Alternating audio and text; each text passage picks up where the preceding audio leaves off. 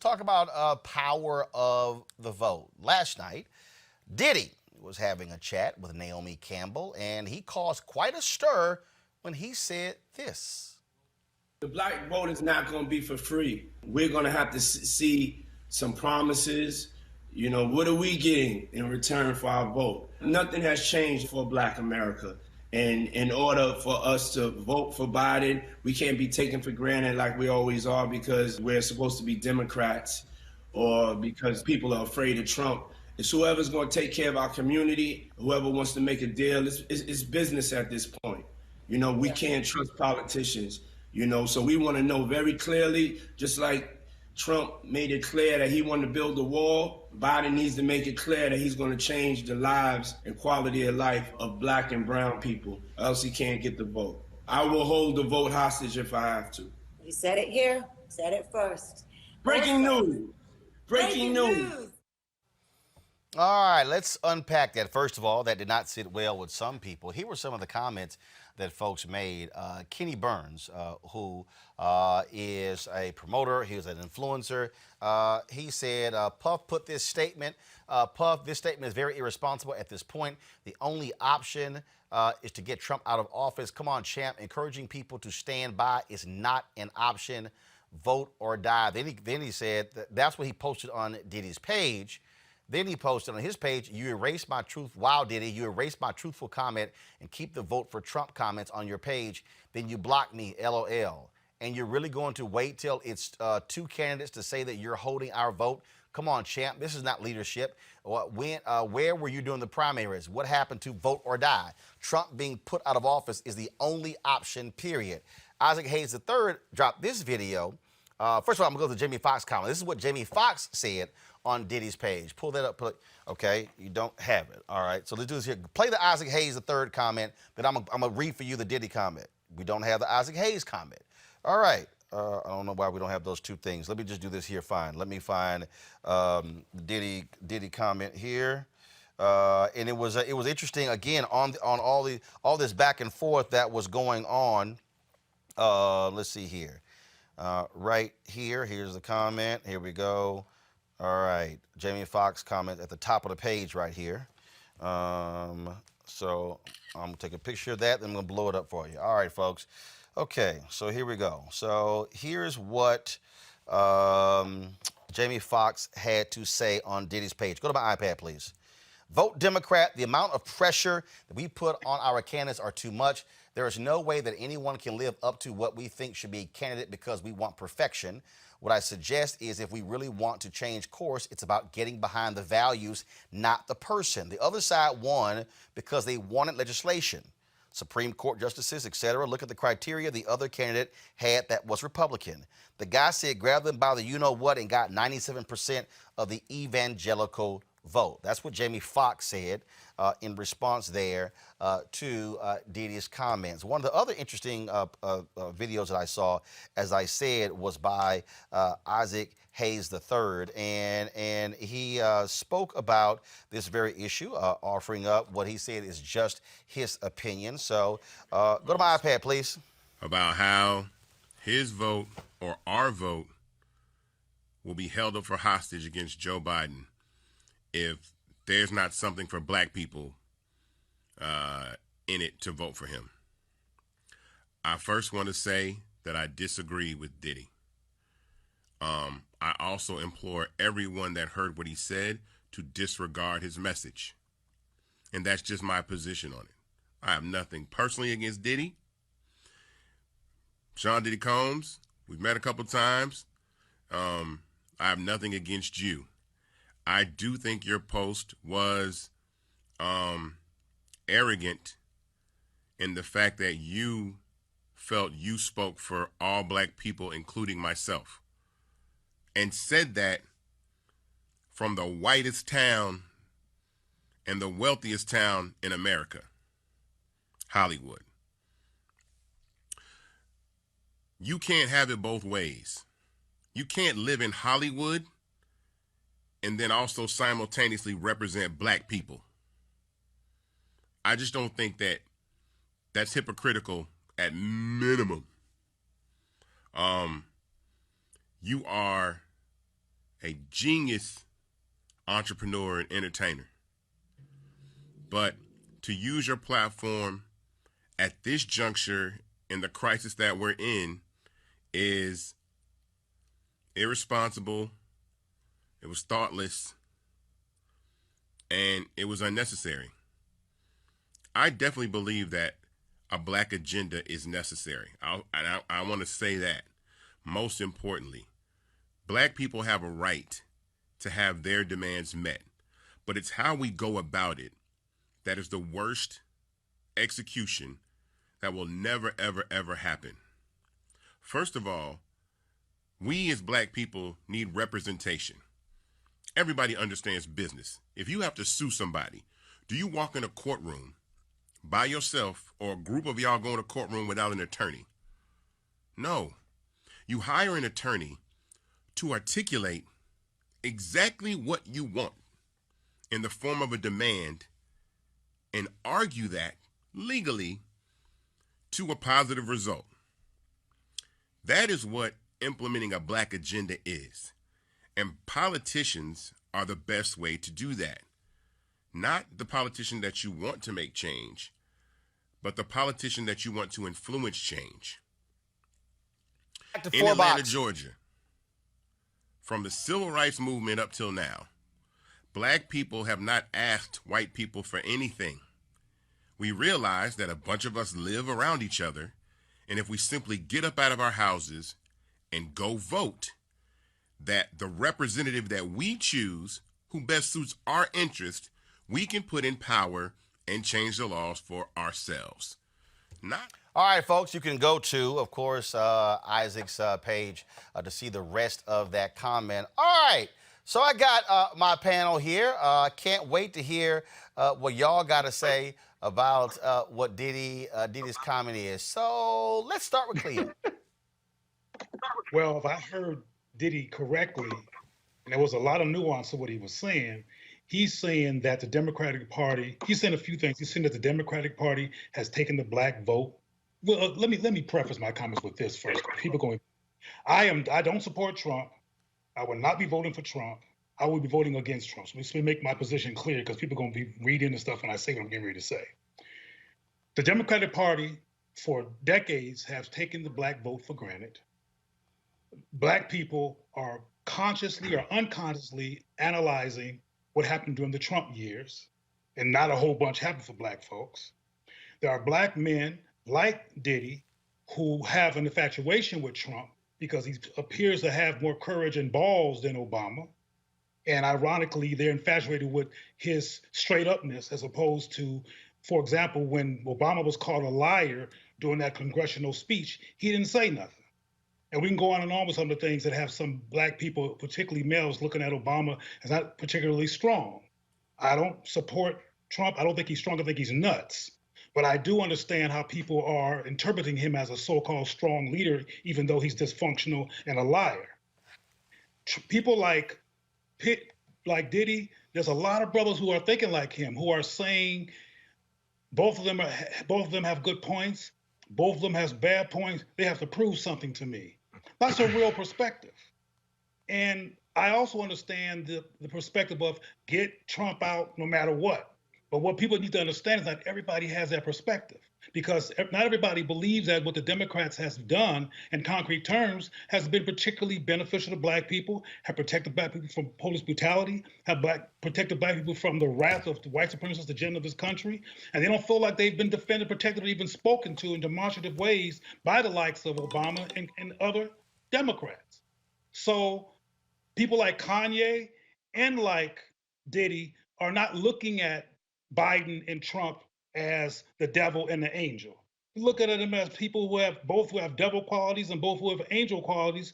And if they don't, and if Biden, who's supposedly the blackest of the two because of the Obama Association, does not demonstratively show and articulate things he's going to do for black people that he's going to be able to be convincing about, a lot of black people, particularly males, are not going to vote for him. Oh, Scott, And listen. So Scott, gonna listen. vote for Trump. So Scott, so hold, one second. Hold on.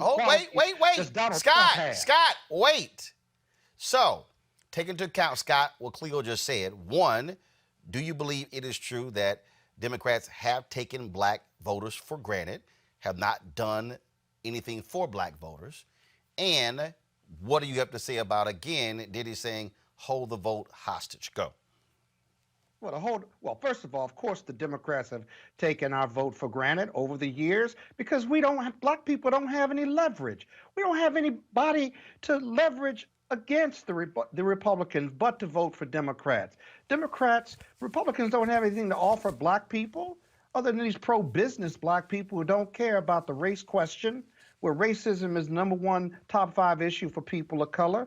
Republicans aren't for voting rights. They're not abortion rights. They're not for civil rights or human rights. The Democrats are, but they take us for granted because we don't have anywhere else to go. What's Diddy going to do? You're going to hold it hostage? You need another Democrat in the race against Biden to have to leverage that type of policy or hostage taking. So now you're going to hold the vote hostage against Biden. We're going to vote for Trump. We've seen what that looks for. So it's not smart to say that with your following. What's smart is that we need to negotiate what we want and what our resources and negotiate commitments with Biden because he's going to be the nominee. And compared to Donald Trump, there is no comparison. We have got to vote. And Diddy, if you want to hold your vote hostage and don't vote, you're contributing to the vote for Donald Trump, whether you pull the lever or not. It's just that simple. This isn't even hard. And so we need to stop trying to leverage something that we don't have. We got to vote Democrat because the #1 priority, our political enemy is Donald Trump. It's no time for this leverage discussion. After the Democrats get in office, let's have that leverage discussion. And right now, let's talk to Biden about how the congressman from South Carolina, the majority leader, save the Democratic Party, save Biden's nomination, and we need to be negotiating with him right now, not about not voting for him, but about what we're entitled to, what we want, and how he's going to change urban America and the life of black folks. Better, bigger, and brighter, even under Barack Obama. How's he going to do it better? We negotiate that now, but we don't say we're not going to vote for you because that'll bring on deaf ears. Eugene. I don't think he said he was not. One second. Hold on, Cleo and Scott, hold on. Cleo and Scott, hold on. Eugene. All right, I got 3 quick points. All right, the first is this: this is extremely ill-timed and irresponsible on Diddy. I mean, extremely ill-timed and irresponsible. If he wanted to take this stance, he should have took it a year ago when there was an active Democratic primary. And he could have maybe even played kingmaker within the primary. I mean, he has the cash, he has the influence. He could have leveraged both to a candidate that he liked or supported. That's the first thing. The second thing is this, all right? We got to look at what's going on with Diddy over the last couple of weeks for what it is. He's fetishizing and bastardizing this space. Revolt's hurting for content. Most of the entertainment industries are shut down right now. So what does he jump to? News, because, in his eyes, it's easy to produce, right? And so what is he doing? He's now taking a stance that, one, will hurt black people in this particular time, but two, it's just to grab headlines and clickbait to maybe drive attention to, whatever, show that he's black news show he's trying to develop. We always welcome more, black media, but this isn't the way to do it. You don't fetishize and take advantage of this particular space that's been curated, because it's not as if, they're grabbing voices that are actually knowledgeable on the issues that they want to cover. They're grabbing celebrities to come talk about this stuff, this shit that they don't know what the fuck they're talking about. So that's the second part about it. The third thing is this, all right? If Sean P. Diddy Combs really wants to have influence and effect within this space, this is what he needs to do. First and foremost, you're wealthy, all right? Do what white wealthy people do if you want to play the same game. Gather some other wealthy folk and throw cash behind candidates. It doesn't have to start with Joe Biden. It can start with black Senate candidates. It can start with black House candidates. It can start with black candidates at the state level or at the state House level. But if you want to actually have an effect on policy and want to hold votes hostage, you need to make sure it comes with dollars to empower candidates that have the ideology or push the policy platforms that you want to support. Secondly, in my eyes, it looks like it's just a play for Diddy to get it to sit down with Joe Biden. But even if that is the case, all right, if that is the case, you need to be organizing black hip hop that have dollars to throw cash around. I mean, the game is very, very simple, and the way he's going about it is very, very trash. Okay, so here, one second. So here's what I'm gonna do.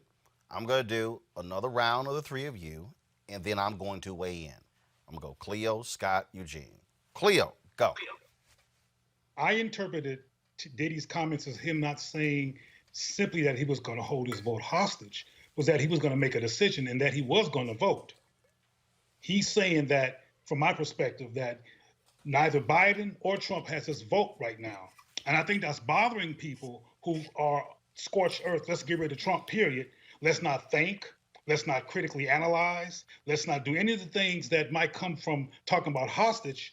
Let's just make a decision and get rid of Trump. And I think that's problematic because not everybody is clear on what to do because of the Democratic Party's history of not really being powerful on behalf of black people and demonstratively supportive of black people or having a larger list of success stories for black people based on their administration. And that's real. I said on your show a long time ago, Roland, that it's not going to be good enough to just be a Democrat. And it's not going to be good enough to just be against, for some black people, to be against Trump. Whoever is going to get this Democratic support from black people, people like it. And I'm also don't believe in, and I'm not going to get caught up in this, he's rich and he's poor. He's black. And I know some people who don't got no money who have a very similar perspective as P. Diddy in terms of the fact that they're not convinced of who to vote for or not. And the hate Trump movement, which I'm a part of, by the way, but the hate Trump movement is not enough because the Democratic solution has not been helpful to black people in demonstrative ways for many decades, and they see the Democratic Party, as P. Diddy said, as taking black people for granted. And if they keep taking black people for granted and not doing things that speak to black people, we're going to be in this conundrum. All right, Scott. They certainly take the Democrats certainly take black people for granted, but the Democrats support more of our issues than the Republicans. There can be no political purity test, just like there can be no racial purity test with presidential candidates or any candidates at the federal or state level. We want someone who's going to support us, want to improve the quality of lives of our communities of color, and you take your chance with any of your vote, but your vote is still powerful. P. Diddy, you need leverage. And so I'd like to see P. Diddy, I'd like to see all of these hip-hop entertainers, we talked about some last week, and put not just their money where their mouth is, but if you really want to make change in this country politically, not only invest your dollars, but register voters, and more importantly, invest in taking people to the polls all around this country, because that's the answer. If you just register to vote, you can't guarantee that the people you register are going to vote on election day.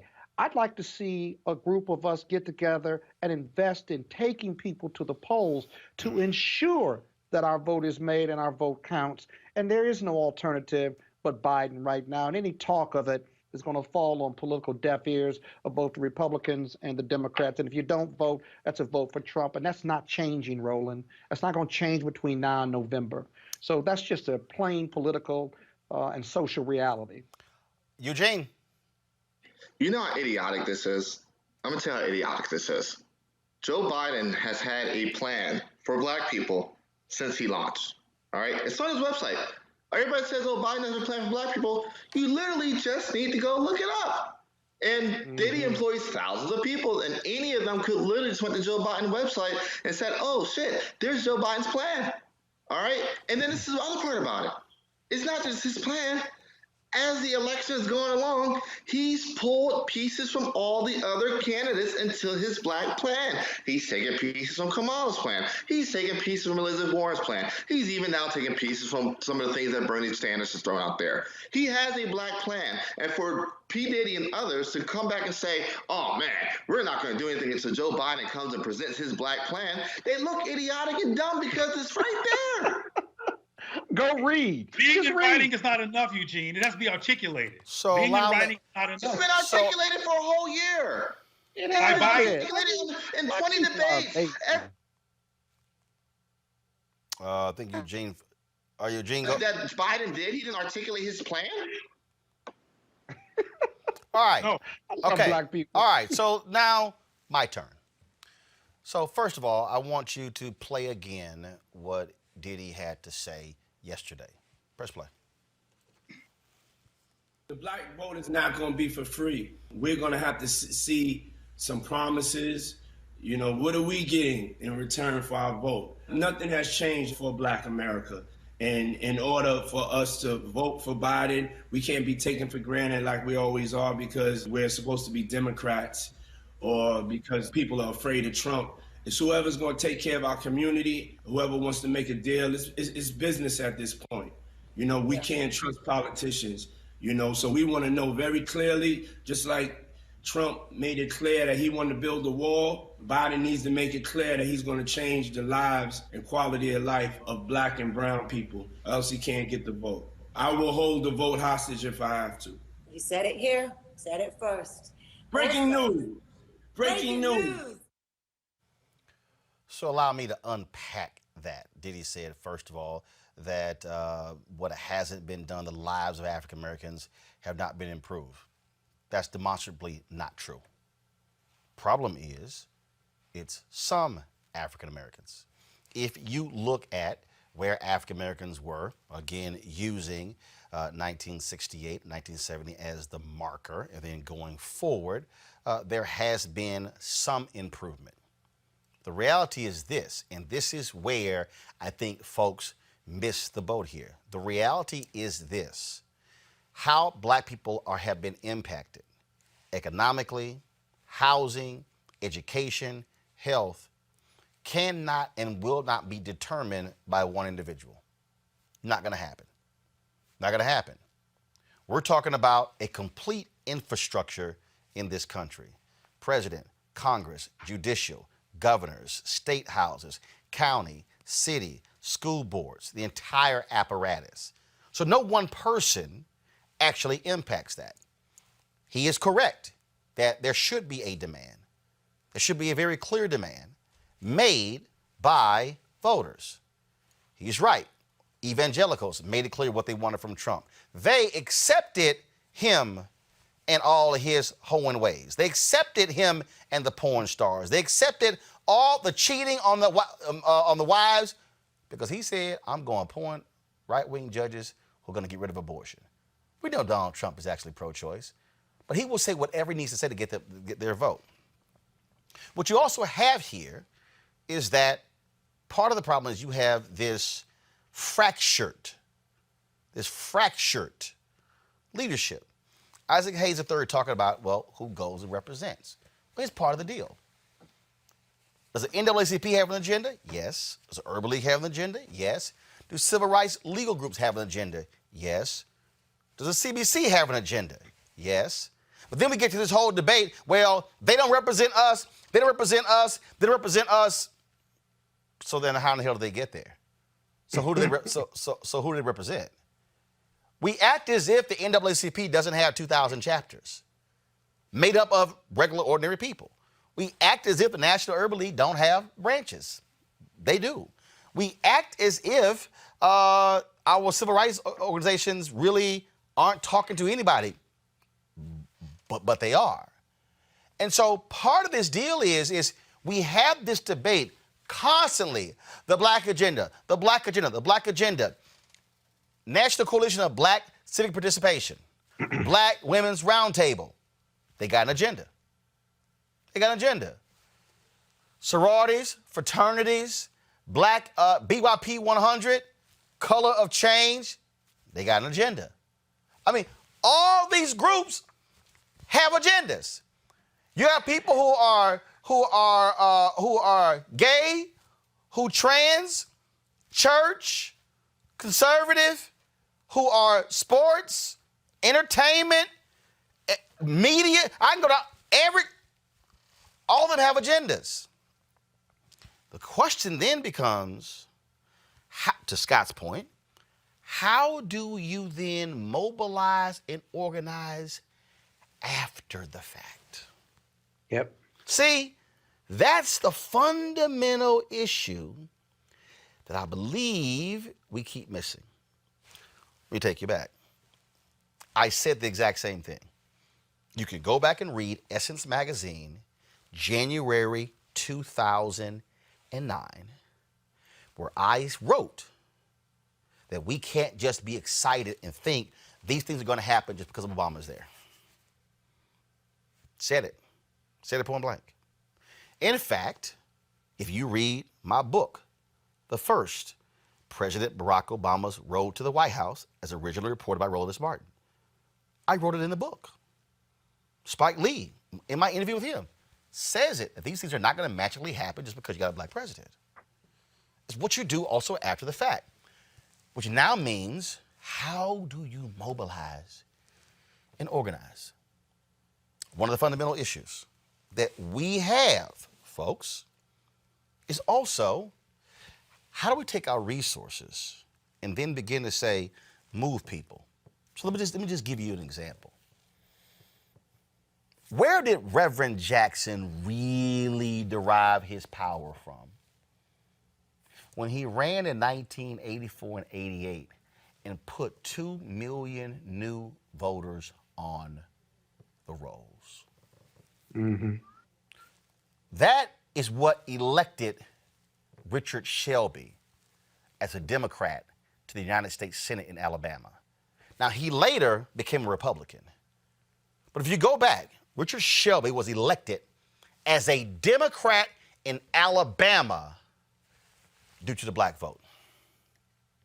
If you go back and study, especially 1988, you will discover a number of African Americans who ran for sheriff, city council, county commissioner, state rep, state senate for the first time, and won.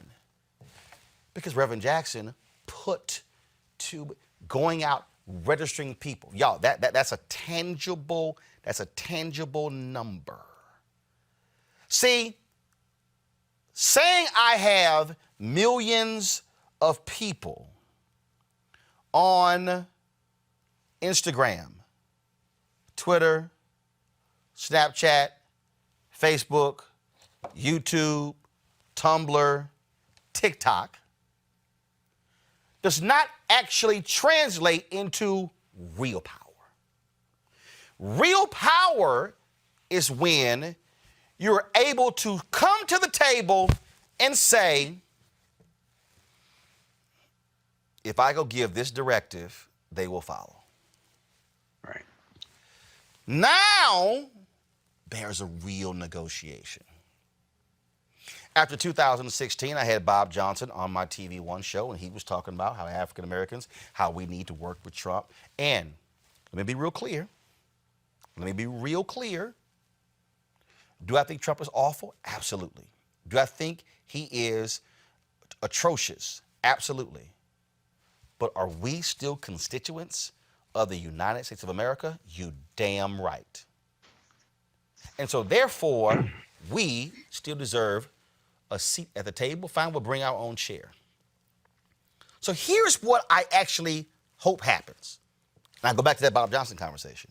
When I said, Bob, when are we going to create a black specific fund whose sole job is to register, train, educate our people? Because what we cannot do is continue to have this conversation where we're this is us right here, okay? What's the candidates gonna do? What's the candidates gonna do? are the liberal groups, are they going to then put money into our voter registration efforts? No, here's the deal. Who are the 5 largest black get out the vote entities in the country? I would say, sure, you got the NAACP here. Sure, you have the National Coalition Black Civic Participation. You got Black Voters Matter. You can also talk about DeJuan Thompson's group, Be Woke. And then we could talk about a number of smaller organizations that are in various states.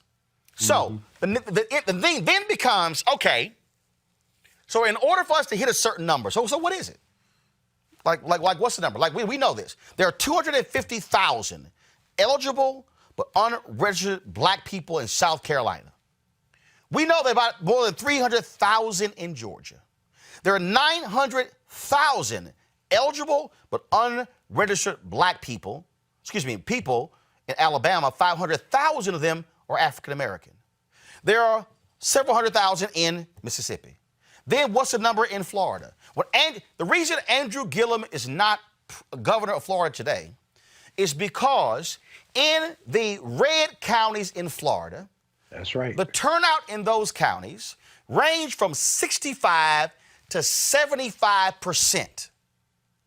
If you pull up the chart, it would take you about 13 to 14 counties to get to the first blue county, and the number was 57%. So what am I saying? What I'm saying is, on one hand, you have education, mobilization, organization, registering people. First off, education. Why voting matters. I'm not telling you who to vote for. I'm saying why voting matters. Then I'm connecting the dots between federal, state, local. Because when somebody comes along and they say, well, local is really the most important thing, forget everything else, that's a lie. Because local is going to ask state for money. State is going to ask federal for money. Local is going to ask federal for money. So you can't say those things are separate and divorced. So now let me deal with it. So now you say, okay, fine. So how do we educate, empower, enlighten? Now I've got that. Now I got to get you registered. Now I've got to get you to the polls, which now means, how do we do it? Who are the people? What are the buses? What are the cars? How are we making it happen? Are we walking people? What's going on? So I'm unpacking all these things. So now the question then becomes, is there a number? Is there a number? And that is, do these black organizations, based upon their budgets, and y'all, I talked to them, they all have budgets. They then say, we need $20 million in order to put 5 million people on the rolls. That's the number. So here's what I hope. I hope, because when Kenny Burns mentioned vote or die, I hope really what the plan is for Diddy is, before you get to the black agenda, is that I create the entity or restart the entity that serves the purpose that says we're going to study the map. We're going to target these 8, 10, 12, 14 states. We might support existing entities, but we're going to fund black specific voter education, voter registration, voter turnout. And when you have the entity, you have the data, which means that you have the name, the phone number. I want y'all to go to the New York Times and read the story they did on Brad Parscale, the campaign manager for Donald Trump, how they're using data to drive. And so now all of a sudden, if you're Diddy's entity and you bring in Killer Mike and you bring in T.I. and You bring in Gabrielle Union, and you bring in Dwayne Wade, and you bring in LeBron James, and you bring in other singers, you bring in other entertainers, you bring in athletes, then you you join with the Black Economic Alliance, the black folks who are partnering there. All of a sudden, then you begin, now all of a sudden you have what is a Black Council. The Black Council then goes, all right, NAACP, this is what y'all are doing. Urban League, this is what y'all are doing. This group, this is what y'all are doing. Now we have on the board what Black America is doing in these different spaces as opposed to operating in silos and I'm competing with you. We don't need 30 Black women's voter initiatives nationally. What we need is a handful where we're now dispersing money and resources to various individuals. Folks, when you do that, then you're able to say, Joe Biden, let me holler at you. Joe, just so you know, we're sitting on a database of 3.7 million people. Joe, in 2016, 2.4%, there was a 2.4% drop in Black voter turnout. Had Hillary Clinton gotten the same number that Obama got in 2012, she would be president. You know you can't win without us. You know that it cost $1,000 to convert a voter that don't like you, meaning a Republican, versus it's cheaper to convert to get somebody who's already more in line with you, and that ranges from $20 to $50 in terms of how you target them with ads, things along those lines. Now all of a sudden, this thing goes beyond a video with Naomi Campbell. It goes beyond a post on Instagram to what is the most important thing, and that is infrastructure. That is how you're able to move. What Lyndon Baines Johnson did not want is for Dr. King to roll up in the White House with 10,000 people outside the gates. The reason Reverend Jackson was so successful when he dealt with companies in the 60s and 70s and 80s, especially with Operation Breadbasket, and if y'all please go read Demi's book on this, they did not want 200 preachers in Chicago taking to their pulpits and announcing that we're not going to buy from this store. You cannot make threats unless you have an organized entity that stands behind you. If you make a threat and there's nobody behind you, they will laugh at you because they know there's no one behind you. Exactly. To put it simply, you ever seen somebody walk up to somebody else talking all kind of smack because they think they boys are behind them? And then they say, me and my...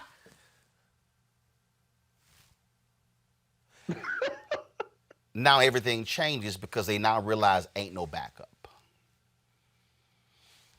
What I hope we now focus on is not video that Diddy posted, not the comments of Kenny Burns or Jamie Foxx or the several thousand people who posted. I want to focus on organization, infrastructure. How do we fund it? How do we target our people where we're not waiting on anybody else? Mm-hmm. That is how you then use leverage. Because no politician wants to be in a situation where when they go give a speech, 5,000 or 10,000 people are showing up protesting them. They don't want to have a situation where, like gay folks did, who were in the military, who chained themselves to the fence when Obama was president. Yeah. Do y'all also remember when the DACA folks stormed one of Obama's campaign offices in Ohio and took it over? Y'all remember that? That's how those things happened. 2010, LGBT folks, Obama wasn't sitting here moving on Don't Ask, Don't Tell. They closed their checkbooks.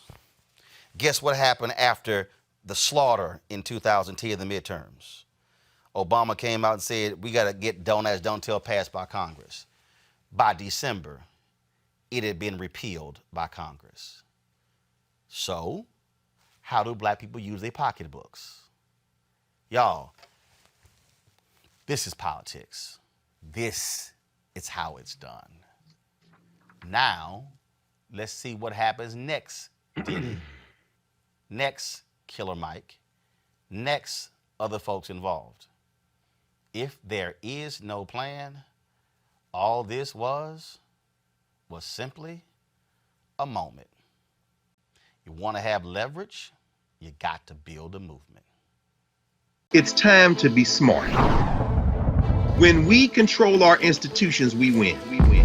This is the most important news show on television of any racial background. Y'all put $2, $3, $4, $5, $10, $15, $20, $30 on this and keep this going. What you've done, Roland, since this crisis came out in full bloom. Anybody watching this, tell your friends. Go back and look at the last 2 weeks, especially of Roland Martin Unfiltered. I mean, hell, go back and look at the last 2 days. You've had sitting United States senators today, Klobuchar and Harris. Whatever you have that you can bring to Roland Martin Unfiltered to support it, please do, because this information may literally save your life. Watch Roland Martin Unfiltered daily at 6 p.m. Eastern on YouTube, Facebook, or Periscope, or go to RolandMartinUnfiltered.com. Support the Roland Martin Unfiltered Daily Digital Show by going to RolandMartinUnfiltered.com. Our goal is to get 20,000 of our fans contributing $50 each for the whole year. You can make this possible. RolandMartinUnfiltered.com. Every single night, we've got some of the top black experts. You're not going to see them on cable news or broadcast news because you swear black people aren't experts when it comes to this health crisis. That's why we have this show and why we do what we do every day on Roland Martin Unfiltered. Joining us right now is retired General Russell Honore, the nation's first black Surgeon General, Dr. Joycelyn Eldridge. John Hope Bryant, he is the founder of Operation Hope.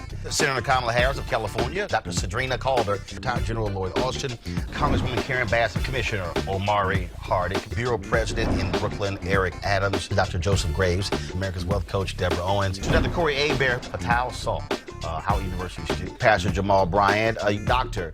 Christy McDowell, Benja Ajilore, Senior Economist at the Center for American Progress, Gilda Daniels, again, author of the book, The Crisis of Voter Suppression in America. 4 stars, General Kip Ward. Dr. Oliver Brooks is President of the National Medical Association, President of the American Medical Association, Dr. Patrice Harris. Joby Benjamin, Dr. Alexia Gaffney, Infectious Disease Specialist, Dr. Georges Benjamin, Executive Director of the American Public Health Association, Malcolm Nance, Family Medicine Physician, Dr. Jen Caudle, Dr. Tashaka Cunningham, a molecular biologist, Kat Stafford. She's a national race and ethnicity reporter for the Associated Press. Dr. Wayne A.R. Frederick, who is the president of Howard University, Congresswoman Yvette Clarke from the state of New York, William Spriggs, AFL-CIO economist, Andrea James, Executive Director of the National Council for Incarcerated and Formerly Incarcerated Women and Girls. All right, let's go to Capitol Hill. Congressman Gregory Meeks, Congresswoman Eddie British Johnson of Texas, Congresswoman Barbara Lee, Minnesota Senator Amy Klobuchar, mental health clinician Jamie Singletary, Prince George's County State's Attorney Aisha Brayboy, as well as Dylan Hayrie, ACLU Justice Division Strategist. Dr. Cindy Duke, she's a virologist. Principal Steve Perry of Capitol Prep. Health and Wellness Specialist Dr. Yolandra Hancock. Desmond Meade, President of the Florida Rights Restoration Coalition. Cliff Albright, who is the co-founder of Black Voters Matter. Michael Harriet with The Root.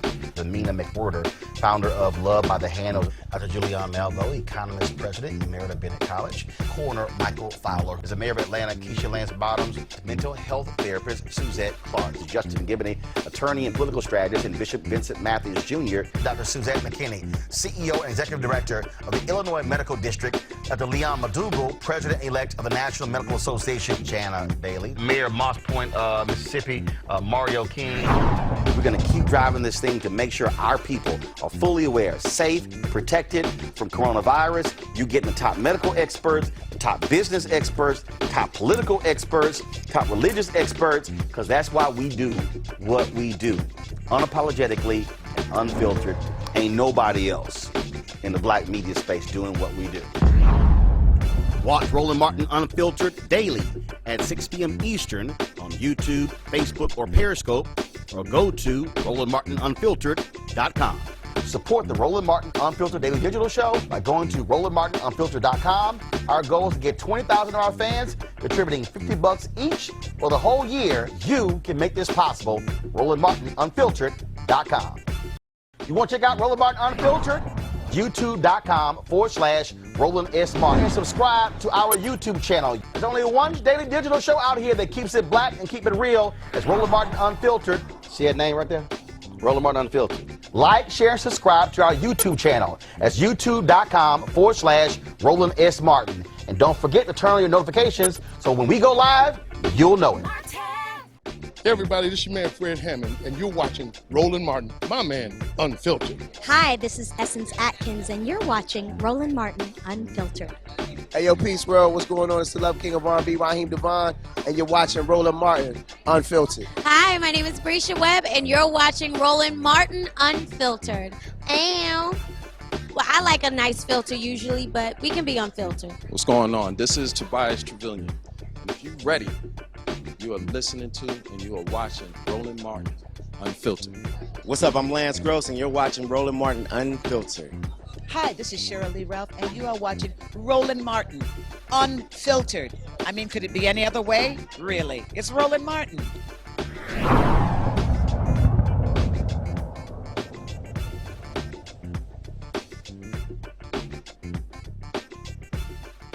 You want to support Roland Martin Unfiltered? Be sure to join our Bring the Funk fan club. Every dollar that you give to us supports our daily digital show. There's only one daily digital show out here that keeps it black and keep it real. As Roland Martin Unfiltered. Support the Roland Martin Unfiltered Daily Digital Show by going to RolandMartinUnfiltered.com. Our goal is to get 20,000 of our fans contributing $50 each for the whole year. You can make this possible. RolandMartinUnfiltered.com. Hey fam, want to check out Roland Martin Unfiltered? The blackest show on all of digital, cable, and broadcast. Check out our audio podcast. There's only one daily digital show out here that keeps it black and keep it real. As Roland Martin Unfiltered. Press play.